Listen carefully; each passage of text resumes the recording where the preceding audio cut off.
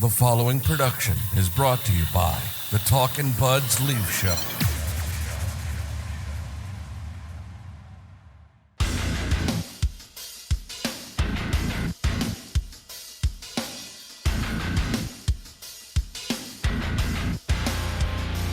Here we go, Talkin' Buds Leaf Show, episode 247. You know, if I still came up with cutesy titles, fun titles for these shows, I probably would name this episode, Can a Leopard Change Its Spots? Can you teach an old dog new tricks? You can lead a horse to water, but you can't make it drink. Something like that. Yeah. When I was sitting here preparing to do this episode with you, I realized it's like you and I have a very interesting and kind of difficult task today where it's like we have to weave this narrative about the star players. I have a feeling that today's episode, Ryan and I don't do a ton of prep ahead of this. We kind of text a little bit and then we jump on here because the free flow nature makes this show what it is. And I have a feeling today's episode is going to be about the star players. We have to weave this narrative about them where it's like, I continue to believe that this organization's continued just the way they bend the knee to these star players, the way they deploy them, the way they cater to them is a huge part of the problem with why this organization is the way it is and continues to have the issues that it continues to have. But you look at the game sheet from the Saturday night OT loss to the Boston Bruins, Matthew Nyes from Austin Matthews and Mitch Marner. Morgan Rielly from Mitch Marner and Chris Tanev. Austin Matthews from Mitch Marner and John Tavares. So, yeah, they're still like, I'll put it to you this way. A week ago, we sat here and it was after the Rangers loss. And we said, you know what? You can't really complain about what we've seen to start the season. Okay. They go out on Monday. They have the game of their life. Then they have one of the worst games they've played in years on Tuesday in Columbus. We're on again on Wednesday, and we're kind of like, that was terrible, but let's see a bounce back. They were awful again Thursday against St. Louis. And then I thought Saturday night they were pretty dog shit against the Boston Bruins. Aside from Anthony Stolarz, I thought they were pretty awful. But like I said, you look at the game sheet and you see the star players on there. I thought for sure going into the Saturday night against the Bruins game, it's like the power play. People are throwing around the statistics about the power play dating back to last season. For the first time this season, if you'd told me Saturday night that Sheldon Keefe was behind the bench, I would have believed you. Just, you look at the ice time, you look at the way the star players are used, you look at how none of them are held accountable, none of them miss a shift, it's just, no matter what they do, no matter what mistake they make, it just feels like what's old is new again. We're back to everything revolves around the 4 or 5 guys, if you want to include Morgan Rielly. Yeah, it was, honestly, first thing I want to do is I want to give a round of applause for Boston Bruin fans. Like, it must be so fun just absolutely laying a beating on this hockey team every single time you play them. 8 straight regular season losses in a row. Plus, they've never beaten them in the playoffs. It is unbelievable what this franchise does against the Toronto Maple Leafs. Like, it's hilariously a joke at this point. How it's a clowning of epic proportion. It honestly good for them. I'm not even mad anymore. It's like, you guys literally spank these guys every single time. You own this team. There I am in overtime again. Just kind of I try to detach myself from some regular season games, but there I am in overtime kind of feeling that playoff type feel, and I get the same result. But I think you nailed it right on the head at the start. I mean, even if you look at the season right now, Mitch Marner has 10 points in 9 games. William Nylander, 7 points. Matthews, 7 points. Tavares, 6 points. That leads the team. But at the end of the day, I think all those little weird, funny titles you had at the start of Can a Leopard Change Its Spots, It's true, man. Like, it's just a new coach. And it was so funny how high everybody was after that Tampa win. Yes. And I think we can all sit down with a bowl of crow today and say, and eat it and go, we got way ahead of ourselves when it comes to. It's so embarrassing. Like, it really is. So embarrassing. I was embarrassed being like that excited. I'm listening to every single radio show in the city. Everyone's doing the same thing. But then there's the odd hero who's like, it's early, calm down, it's early. And I want to apologize to that person because they're right. You cannot, I'm never doing this again, okay? Like, let's just look at each other, make an agreement. Will, though. You will. It's embarrassing. It really is embarrassing. Like, you see a couple of good games where it's like they come out, they forecheck, this is all great. And then they get their asses kicked for 3 straight games. And it's just, it's funny when they're winning a game, how high and mighty you feel as like a Leaf fan when they're doing the right things. And then as soon as they just revert back to their old ways, your negativity just comes full force. And you're like, I hate everything about this hockey team. Well, not to get off on a side here, but I'm getting a little annoyed at people who are like overreacting. It's like, it's not an overreaction, guys. Like, this is how many years of this? If you ever wanted proof that like the tone for this team starts and ends with these star players, you're getting it right now. And that's who people are mad at. You go out. I'm getting sick of hearing about the Tampa game. Like, it hasn't even been a week and I'm already sick of like the Tampa game. But the Tampa game is, you look at that and you go, you can do it. We saw you do it. And it's so crazy how after that, they just revert back to the Sheldon Keefe team. They're the exact same team. They're irresponsible defensively. They're on the perimeter offensively. You're watching the game on Saturday in Boston. How many one and dones? Like, where's the forecheck?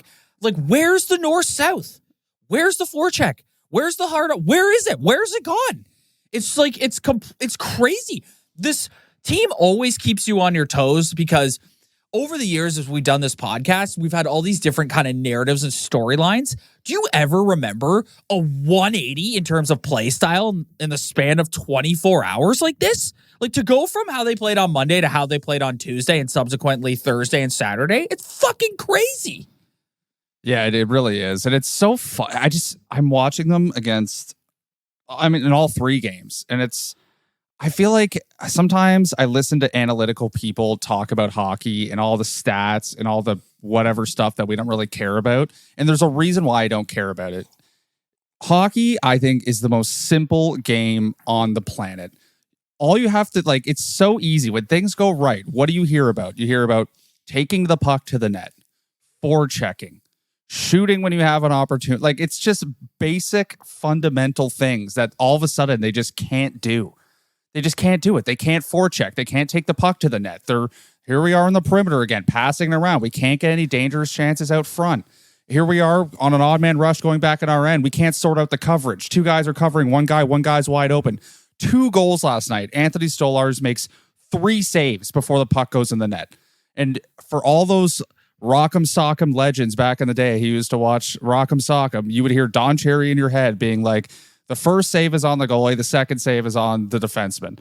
And last night, Anthony Stolarz is making 3 saves before somebody could sort out who they're supposed to cover, and the puck's in the back of the net. It's these tiny, fundamental things that everybody knows you have to do to be successful, and they just get away from it. And they just... And also, it's just hard work. It's winning puck battles. Like, how many times do you hear about winning puck battles along the boards? Did they win a puck battle last night? Like...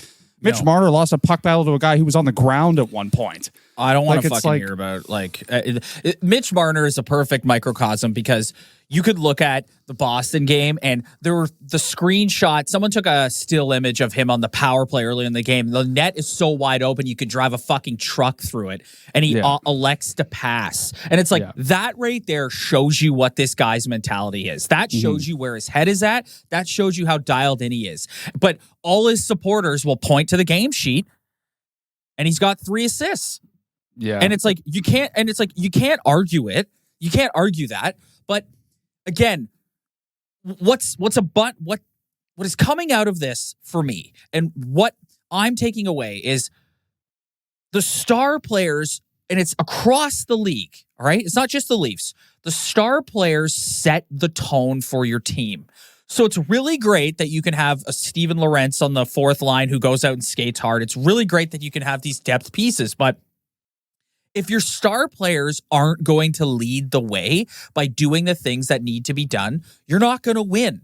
And these guys are still light years away mentally. They have no idea what it takes to win at a championship level in this league. No idea. No fucking idea. And you heard OEL kind of allude to it during his interview on Thursday in the Blues game where he's like, we need all 5 guys back. It's like, that's a guy who was in that fucking Florida Panthers dressing room last year.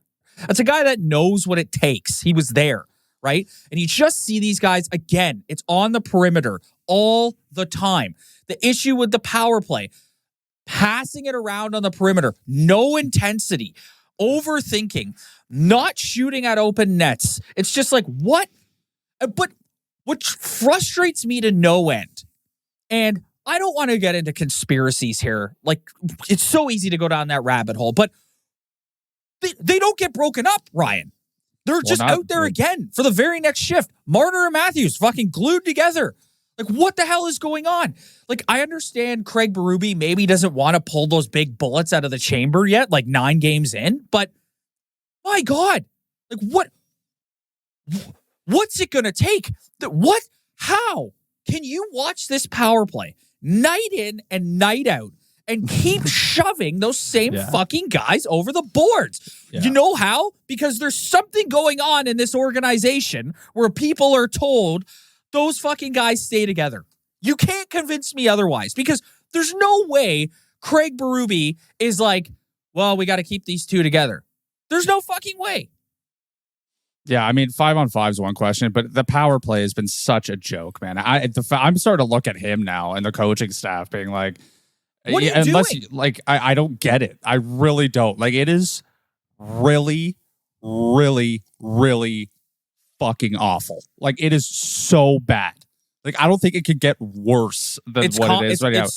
It's objectively hilarious. It's rock bottom. Like, it's so bad. It's comical how terrible it is. Yeah, it's maybe the worst thing I've ever seen.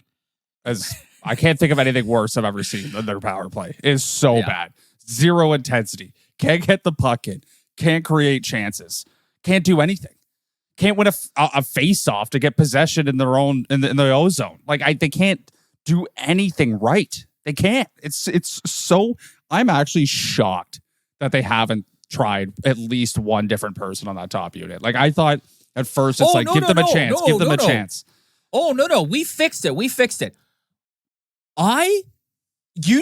I'm watching this last night, and they come over the boards, and here's how we're going to fix it. We're going to take Oliver Ekman-Larsson off, and we're going to put Morgan Riley back on. Yeah. Rob, I don't even think Tell me again that there isn't anything nefarious going on here. Like, where there isn't voices behind the scenes. I don't think you can put Paul Coffey on the point. It would make a difference at this point. Like, it's like, I don't know. It is really shocking that they haven't tried one different look on that top unit, because it is probably the worst thing going in the NHL right now. Yeah. Like, I don't think any team has any sort of worse problem than their power play. It is. If you go back, whatever the stat is, to like February last year, it's like historically terrible. And they just keep shoving it over the boards, just hoping that these guys will figure it out. Again, watching the game on Saturday, and I told you, if you told me Sheldon Keefe was behind the bench, I'd have believed you. We just keep shoving these same guys over the boards. They just keep going, like, no matter how on the perimeter they are. And it's like, you watch Matthews. Austin Matthews has been terrible in these last 3 games. Yeah, terrible. He scored a beauty goal. I actually think, you know what, emotions aside, he's been okay, pretty decent, dangerous offensively, but defensively, oh my God. Like, the goal that Berube chewed them out for, on Thursday against the Blues. He's back in the corner, leaves the forward in front of the net wide open. Mitch Marner's at the fucking red line. It's like, what are we doing? Yeah. What is going on? And then I hate to say it, but happened? he kind of looks like he's in the Twilight Zone sometimes. Like, I don't know. Like, I know you want to see like more depth scoring, but even offensively, like I think there's more to be desired from his game as well. And it's just unbelievable how these guys just have zero clutch in them either. Like, it's like they tie that game last night and it's like, wow, I can't believe they tied that hockey game. That's incredible. And then the guy just, he's behind his net and he throws it to nobody. He's not even looking. It's like, what are you doing? And then people are like, he's on a long shift. Rob, there was one point in that shift where he could have changed easily. Yeah. There was one point where the Bruins had the puck in their own zone, getting possession. He could have easily gotten off the ice, and he didn't. And he just threw the puck away like it was nothing. Those guys are on top of the game sheet, but those guys have no idea. And you're right. You said it earlier. These guys have no idea how to win a big game. They have no idea how to clutch up. They have no idea how to come big, how to be big in big moments. They have no idea. And I'm starting to question if they'll ever know. Like, it's just maybe they just don't have it. I don't know. It is. Well, I hate to say it. I hate to say it, Ryan, but the definition of insanity is trying the same thing. I know. Over and we over look again, like we look like result. And this fucking team just keeps running these same guys out there over and over again. They don't want to make any changes. I'll tell you what, man. Last week you said if they signed John Tavares to a $5 million contract extension, you're going to have a spaz. I'm at the point where I'm going to have a spaz if they extend him at all. Like, goodbye. Yeah. Thank you. Thank you for your contract. See ya. Like, enough. Guys washed. Like, absolutely washed. Zero intensity to his game. Plays with zero intensity. They all play with zero intensity, Ryan. Yeah. They all, and that's what I mean when I say that your star players set the tone for the rest of your group. So it's really great that you go out and get these depth pieces. And overall, I think their forward depth is a lot better than what it's been in recent years. But Steven Lorentz is not going to win you a hockey game. No. He's not going to set the tone. Yeah. And last night I heard Craig Simpson being like, maybe it's time for a Leafs depth forward to score a goal and tie this hockey game up. But it's like, no, I'm not letting these guys off the hook anymore. Like, absolutely not. I'm not letting off the hook. And you know what? Honestly, if you really analyze this season and all the wins they've had and all the losses they've had, what I've gathered is if William Nylander isn't going, they're not winning. Yes. Like, in all the games, hit that line is the only plus line on their team right now. The only guys who are a plus number. And it, like, if you look at all the games they've won, that line and him have been dominant. If William Nylander's not going the way he like is at his best, they don't win. That's what I've learned this season. It's like his importance of him driving that line and providing offense 5-on-5 is so important, because if he's not doing that, the top line can't drag them to anything. Like, if he's not going, they're not winning. That's what I've learned this season. Him again in the Blues game. Bonehead play leads to a goal. Like, this just, these guys mentally are nowhere close. They're nowhere close. No. And I think you're right. Everybody jumped the gun. Yeah. Craig Berube is going to have to do a rewire of these guys' psyche. And I don't know how you do that if you're going to just keep running them out there. Like, why are we so afraid to upset Mitch Marner? Why can't we take him away from Matthews? Why can't we take him off? Like, he had a wide open net. All you got to do is go search Mitch Marner on Twitter. You'll see the image everywhere. He had a net so open you could have driven a truck through it, and you need to sit on the bench, because you're proving to everybody where you're at mentally, where your level of focus is, where your determination is. Again, he sets up Morgan Riley for the nice goal, and it's like, that's a great play. Absolutely. But it's like the one time he catches the Bruins sleeping, where he's allotted time and space, he's able to make a play. Because it was 4-on-4 too. Exactly. Because it was 4-on-4 and there was time and space. That's if you give that guy time and space, he's going to make good plays. But guess what? We know what happens when time and space gets eliminated. He's completely useless. Completely useless. And I don't care what the game sheet says. You need way better, way more intensity. I don't know how if you're Berube and this coaching staff, first of all, I think the organization is working against him. You cannot convince me. I am drinking the conspiracy Kool-Aid. There is something going on outside of this where they are told Mitch plays here, here, and here. End of story. You cannot convince me otherwise at this point. But I don't know how you rewire these guys if you're not going to make a change. Why are 16 and 34 just glued together at all times? Why? I don't know. I really don't. Why? Why does John Tavares continue to get put out there with the first power play and not Matthew Nyes? We said it last week or 2 weeks ago or whatever. Matthew Nyes in front of the net is a bigger body. Yeah. Just has had better scoring touch. Why? Why can't he get a look? And you're telling me that doesn't permeate? You're telling me these guys aren't sitting on the bench going, are you fucking kidding me, man? Yeah. This group is on literally setting records for how awful they are on the power play. And we got to sit on the bench while they get shoved over the boards? Yeah. What do you think that does for the rest of the team morale? Yeah. I mean, someone could argue with me about calm down. They're only 4-4-1. I'll hear all the arguments, but I don't think anybody could come up with an argument about this power play that makes any sort of sense. It is so bad. It's really bad. It's awful. It's horrendous. You can't watch it. It's unwatchable. I almost want to change the channel for 2 minutes as soon as they're on the power play because I know nothing's going to happen. If anything, they're going to give up a shorthanded goal. It took 9 games for me to have an episode where I'm screaming for the entire time. Yeah, and it's really honestly, Rob, games. I'm embarrassed. I am really embarrassed about this whole thing. It is embarrassing, and this is why we get clowned on as a fan base. It's and I'm sure they'll go on a 5-game winner, look unbelievable, and we'll come back and be like, Craig Berube is really starting to take a hold of this hockey. We'll fall into it again. But at the end of the day, they can go out and get. Their defense has gotten better. Some of the forward guys. I don't know if the forward depth's gotten better. Well, I think that remains to be seen. I think their goaltending is phenomenal. I think Anthony Stolarz is unbelievable. He's their number one goalie. Dude, it's at this point in time, it's a long season. We'll see where it goes. But at this point in time, there's no tandem. There's no nothing. He's their number one goalie. No, he gave up 4 goals last night. I thought he played great. I thought he played. Yep.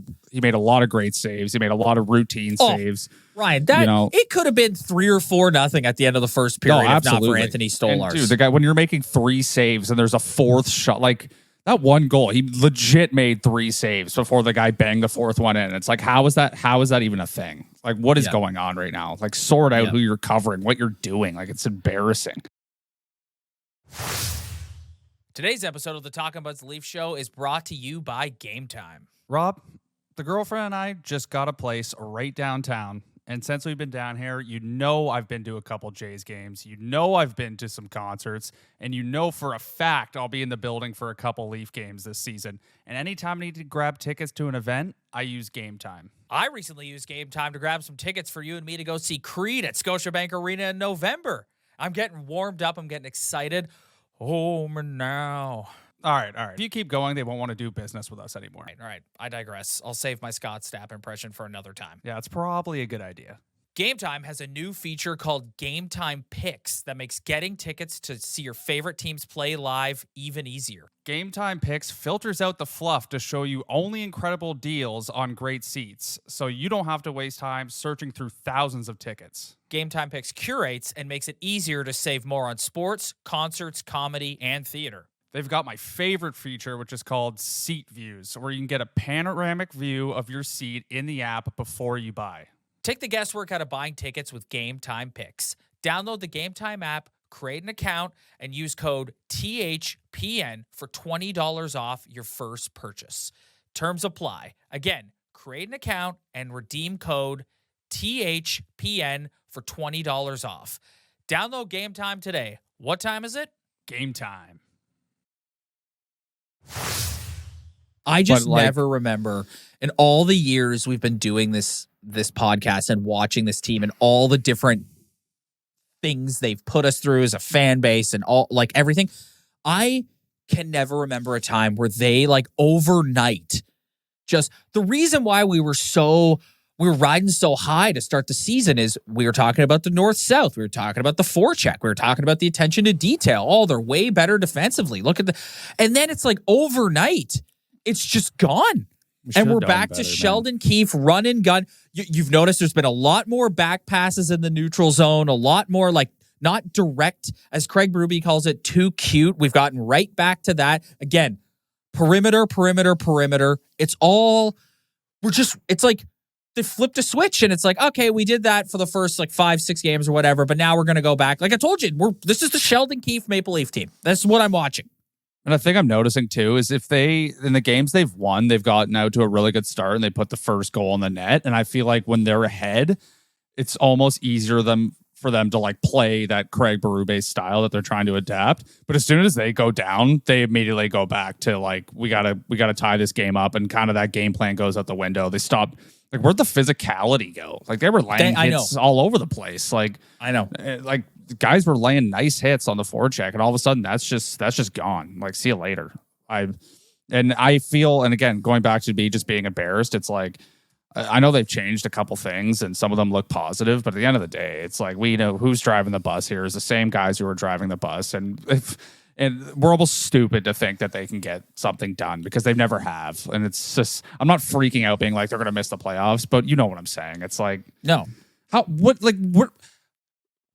where is my expectation level now? Like, where is it? Like, it's just I think, listen, let's just hone in on the core four here. Okay.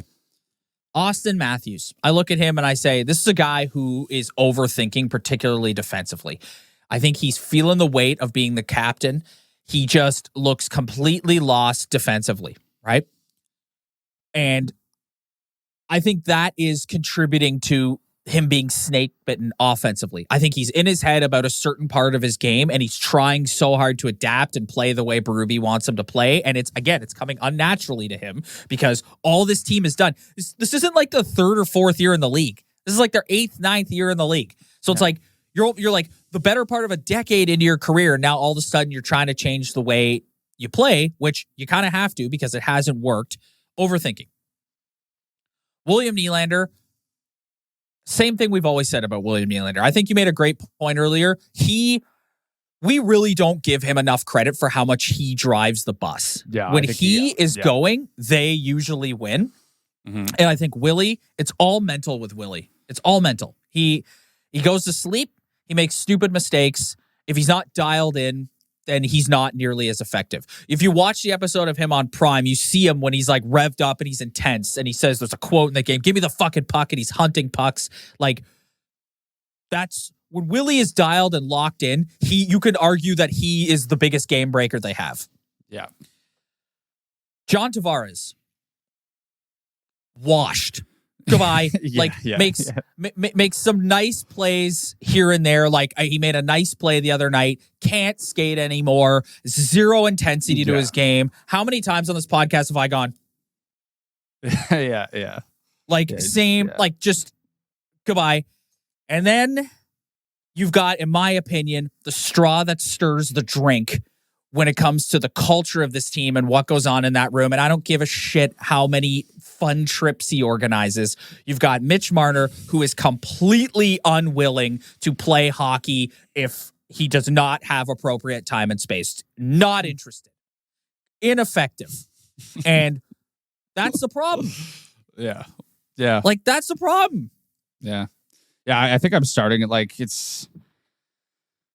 I don't know. I don't want to get too ahead of myself. Like, I got to be careful. 9 games in, and I am melting down. 9 games I don't want to get too far ahead of myself. But you know what? Maybe, like, what's my expectation for this team? Like, I don't know. I think it's maybe Craig Berube can somehow beat the leafiness out of them, but I don't know if it's possible. But maybe at the end of the day, it's going to be a good hard look at what commitments they should be making going forward. Like, you're looking at the watch centerman who it's like, dude, I can't wait for your cap hit to be gone. Like, I should start a countdown on my phone, like for I'm at a vacation.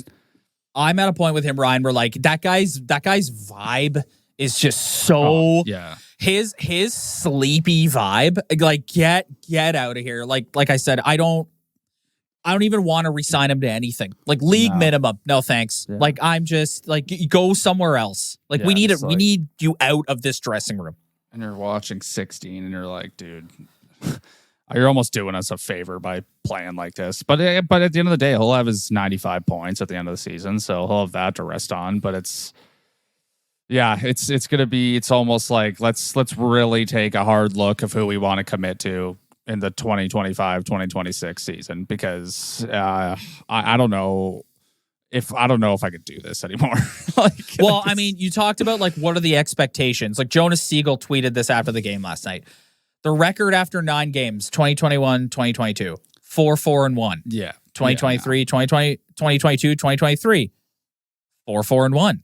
Yeah. 2023, 2024, 5-3-1.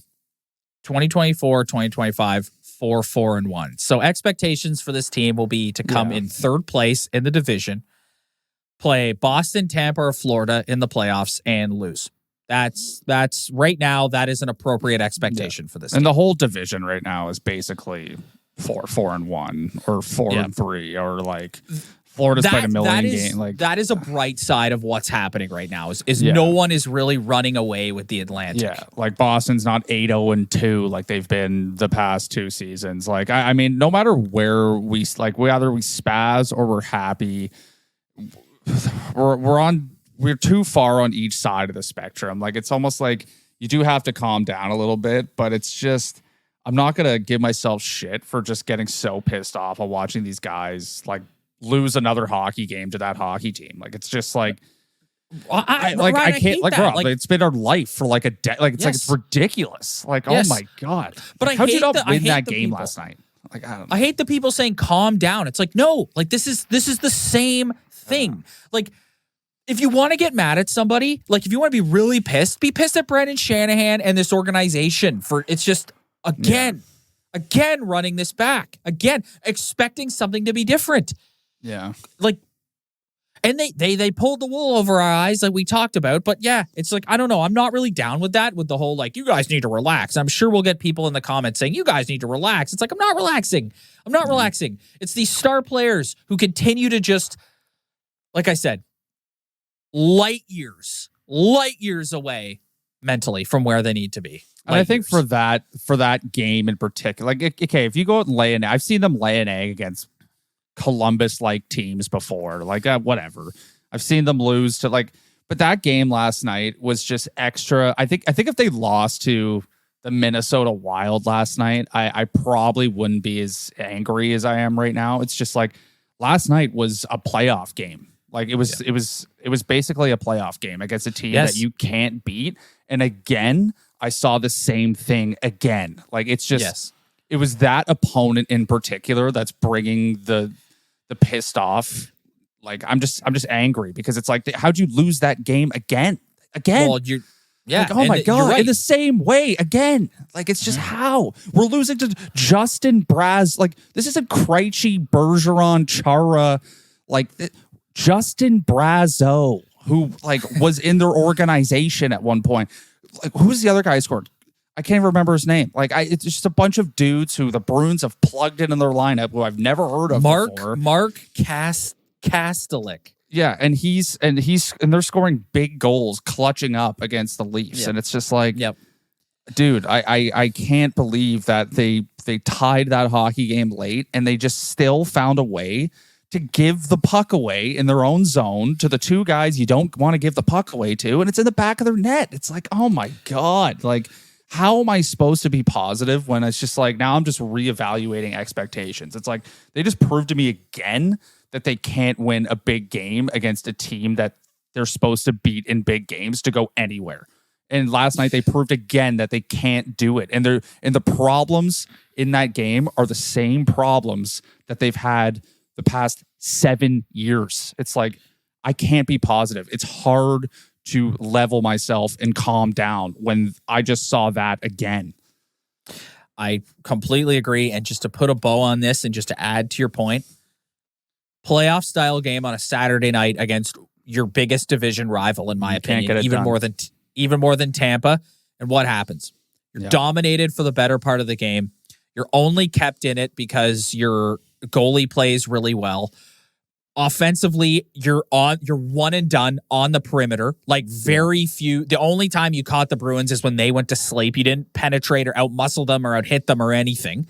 You're right. It's the same movie we've seen 100 times. And it comes down to like, if they find a way to win that game in overtime, I honestly think I'm singing a different tune right now, because it's like, you know what? They did the same thing they always do, but you know what? They actually ended up winning that hockey game, because that's something they never do. So the fact that they came back late was good for them. I'm happy they did that. It was the right guy scoring at the right time. And that was a nice pass by Mitch Marner to Austin Matthews. But then again, it's just like they can't. But then Austin Matthews just throws it to nobody in overtime, and they end up losing that game. And it's like, then it's not all good now, because you lost again. No. Okay. So I want to hit on a couple more things before we get out of here. We literally just did like half an hour of ranting and raving about the core four. Hilarious. What do you think of Joe Woll on Thursday? This is our first look at him. I was about ready to spaz early in that game when it was like 2 minutes into the game. Someone bumps into him. He's up shaking his leg. I'm like, oh my God, you got to be kidding me. Like, yeah. What'd you think about him? Like I thought he was fine. I thought kind of a tough spot to come back when your team's playing like that. I don't know. You're going into a Monday night against the undefeated Winnipeg Jets in Winnipeg, which is usually a hostile environment for the Leafs. The Jets fans love to play the Leafs. It's like that. The Leafs and Jets in Winnipeg is always like a really high intensity vibe. Yeah. Do you come back with Stolarz or do you put Woll in there? I would come back with Stolarz again. Me too. I mean, it's his first game back. Like, again, what's my expectation for this guy now? I don't even know. I think the fact that Anthony Stolarz is playing so well is really good for him. I think it takes the heat off him. You need him in there to see pucks, but like, I don't think point me out a time in this season where Anthony Stolarz has given up a goal or hasn't made that you thought was brutal or hasn't made a routine save. I think in a game where they need a point and they need a win, I'm sorry, Joe Woll, you can sit another night and we'll find another spot for you to get in. Yeah, 100%. 100%. All right, buddy. I think we're gonna get out of here now. Yeah. It only took 9 games for me to come completely undone and spend pretty much an entire episode screaming about the core players. But hey, what are you going to do? I think the thing coming away from it that I'm angry about is just like, you've got a new coach in here and we're still, when Craig Berube came in, and again, it's 9 games. I understand. And I understand he doesn't like this soon into his tenure. He probably doesn't want to put that bullet in the chamber, but like, new coach, and Berube's supposed to be the accountability guy. He's going to hold them accountable. Sheldon never held them accountable. Craig Berube is going to hold them accountable. And they're Matthews and Marner are together every shift. They don't miss a shift, no matter how terrible they play. The power play, we don't change up the personnel. They just keep going over the boards. I'm coming back to this. If you're a Max Domi, okay, you're a Matthew Nyes, you're a Max Pacioretty, you're a Bobby McMahon, you're a Nick Robertson. You're sitting on that bench and you're going, are you fucking serious? Like, no one else can get a look on this? We can't. Under no circumstance can one of us get a look on this power play. When these goofs are setting records for how terrible they've been, under no circumstance can we put Matthew Nyes in front of the net. Under no circumstance can we pull Marner off and give Domi a look out there. No, can't do it. Can't do it. Yeah. It's unbelievable. Yep. And for me, it's just, I don't care what you think, what you say. They lost another game to that team in the same way they always lose. So how am I supposed to feel any better based on what the expectation is? I just can't. I can't do it. Well, they got a pretty busy week coming up this week. They got the Jets Monday night in Winnipeg. Then they're home on Halloween Thursday against put Joe Woll in against the Kraken. Seattle Kraken, Joe Woll. There you go. There's your game. In St. Louis next Saturday. We'll see if they can have a better response for Craig Berube. And then they have a Sunday game against the Minnesota Wild. So We'll be back at some point this week. Not entirely sure when, but you can rest assured we will be back at some point this week. If you want to join us, and hopefully we're in a better mood that day and not coming on here ranting and raving, hit that like and subscribe button below. If you're listening to the audio version, like, subscribe, review, all that fun stuff. We really, really appreciate it. Spread the word. Tell your friends. Follow us on the socials as well. We'll see you guys in a couple days.